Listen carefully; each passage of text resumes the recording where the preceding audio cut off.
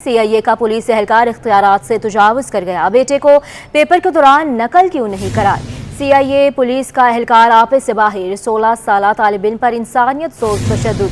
जख्मी तालिब इल्म का कहना है कि नकल कराने से इनकार पर तशद्दुद का निशाना बनाया गया है। मज़ीद जानते हैं नुमाइंदा अनुषा जाफरी से। अनुषा, हमें अपडेट कीजिएगा।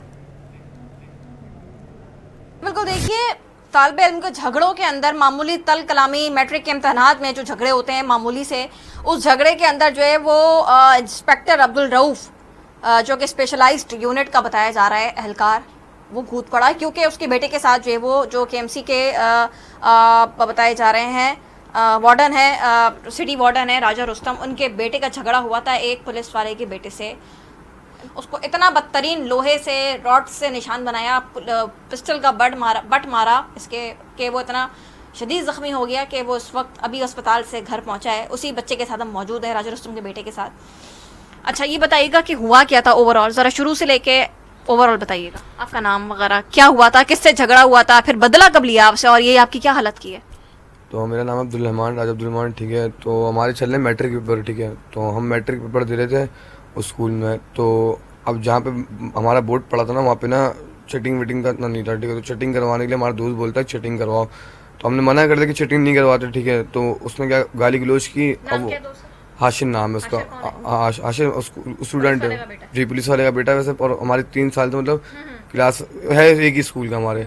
तो क्या कहते हैं, उसको मना कर दिया तो उसने दोस्त को गालियाँ वाले दी, मुझे भी दी। फिर वो घर जाके ना लोगों को सबको ना पैराग्राफ लिख लिख के दे रहा कि इनको गालियाँ वाले दिए, सर झुका के पेपर कर दिया, अगर ये पेपर वहाँ पे कुछ बोलते तो उनको वहीं पे मारना शुरू कर दिया, धमकी दी हमारे को।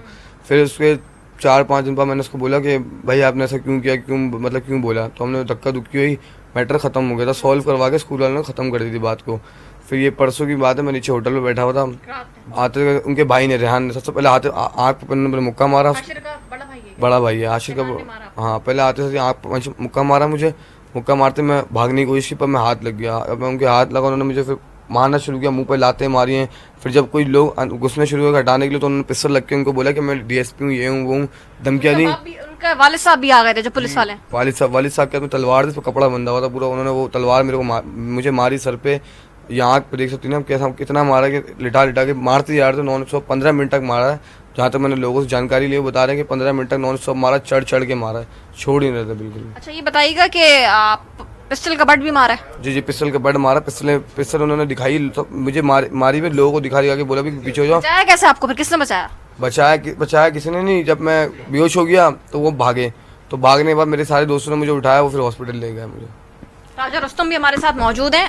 राजा साहब, ये बताइएगा, हम देख रहे हैं ये तो कुछ ज्यादा ही मतलब क्या बोले हैं, बड़ी शर्मनाक बात है कि पुलिस वाले जो है वो अख्तियारात का नाजायज इस्तेमाल कर रहे हैं। और पुलिस वाले का मामूली अगर बच्चों में झगड़ा हुआ है तो पुलिस वाले इसमें पड़ गए। अब आपने FIR करवा दी है, क्या कहेंगे कि अगर गिरफ्तारी नहीं होती या पेटीबंद भाइयों को बचाने की कोशिश की जाएगी कोई, तो फिर क्या करेंगे, या कोई कार्रवाई किसी ने राब्ता किया आपसे? ये सिर्फ इख्तिलाफ उस आदमी से कि वो सरकारी होने के बाद जो जिसका काम है कानून जानता है और जिसका काम है अवाम की हिफाजत करना, वो खुद ही इस काम में इन्वॉल्व हो जाएगा। तो मुझे सोचता हूँ कि वो मेंटली तौर पे शायद, मैं उस वक्त घर पे था मौजूद, तो मुझे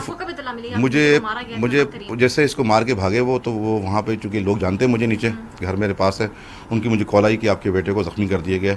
फिर मैं एकदम गया और 2 से 4 मिनट में अपनी जगह पहुंच गया था। मैं इन्वेस्टिगेशन कोई कार्रवाई इतनी नहीं कर रही, वो गई थी घर पे, उनके घर बंद पड़ा था, मतलब घर पे गए तो दरवाज़ा खटखटाया, उन्होंने खोला नहीं, वापस आ गए।